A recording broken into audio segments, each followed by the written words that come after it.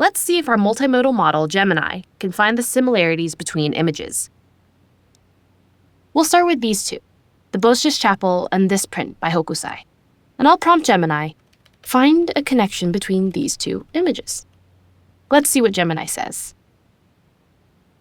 A curved and organic composition, the building is more refined, and the second image is more fluid. Yeah, that worked. Okay, let's try another one using the moon and this golf ball on my webcam. Then I'll run the same prompt. Okay, let's see. In 1971, the Apollo 14 crew hit 2 golf balls on the lunar surface. Wow, that's pretty good. Okay, then one more just for fun. Who wore it better?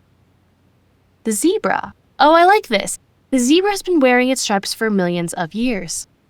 Okay, there are some examples of visual understanding with Gemini. Stay tuned for more.